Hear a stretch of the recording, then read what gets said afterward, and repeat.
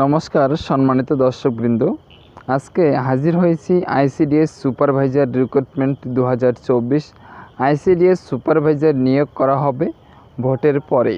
কারা আবেদন করতে পারবেন আপনারা বিস্তারিত ভিডিওটি দেখুন, তাহলে বুঝতে পারবেন। অনলাইন টু অনলাইন চ্যানেলটিকে সাবস্ক্রাইব করে না থাকলে অবশ্যই চ্যানেলটিকে সাবস্ক্রাইব করে রাখবেন পরবর্তী ভিডিওর আপডেট পাওয়ার জন্য। আর আমি আপনাদের কাছে রিকোয়েস্ট করছি, যারা আইসিডিএস সুপারভাইজার পদে আবেদন করবেন তারা সম্পূর্ণ ভিডিওটি দেখবেন আর ভিডিওটি লাইক করে দেবেন এবং ভিডিওটি শেয়ার করে দেবেন, অন্য কারো উপকারও আসতে পারে। তো চলুন আমরা বিস্তারিত আলোচনা করি। কারা কারা আইসিডিএস সুপারভাইজার পদে আবেদন জানাতে পারবেন, কবে জানাতে পারবেন, সম্পূর্ণ বিস্তারিত জানিয়ে দিচ্ছি।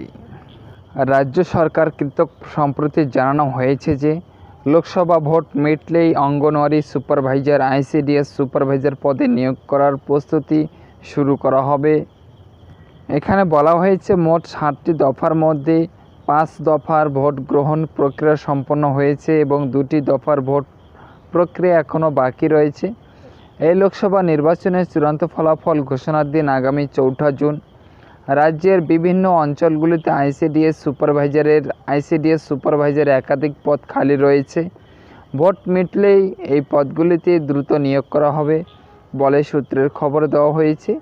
এই নিয়োগ প্রক্রিয়া কারায় আবেদন করতে পারবেন এবং পশ্চিমবঙ্গের যে কোনো জেলার বাসিন্দা আবেদন করতে পারবেন। এখানে কবে থেকে আবেদন শুরু হচ্ছে আপনারা বিস্তারিত জেনে নিন, তাই ভিডিওর সঙ্গে থাকবেন, চ্যানেলটিকে সাবস্ক্রাইব করবেন, ভিডিওটিকে একটি লাইক করবেন আর ভিডিওটি শেয়ার করে অন্যকে জানার সুযোগ করে দেবেন।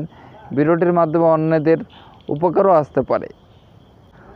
আর এখানে বয়সসীমার কথা বলা হয়েছে, যারা আবেদন করবেন বা আবেদন করার জন্য প্রার্থীদের বয়স হতে হবে 18 থেকে 42 বছরের মধ্যে এবং শিক্ষাগত যোগ্যতা লাগছে।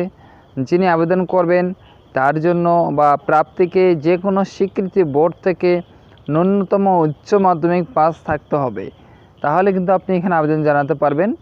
আর আপনাদের কাছে রিকোয়েস্ট করে বলছি, যারা আমাদের হোয়াটসঅ্যাপ গ্রুপে যুক্ত হবেন তারা প্রতিনিয়ত আপডেট পেয়ে যাবেন, যে কোনো চাকরি বা যে কোনো সরকারি বেসরকারি আপডেট পেয়ে যাবেন। তাই আপনারা আমার ভিডিও ডেসক্রিপশন বক্সে দেওয়া লিঙ্কে জয়েন হয়ে যান। আর সূত্রের থেকে জানা যাচ্ছে যে ভোট মিটলে বিজ্ঞপ্তি প্রকাশ করা হবে সরকারের তরফ থেকে, তবে আপনারা সমস্ত বিস্তারিত জানতে পারবেন।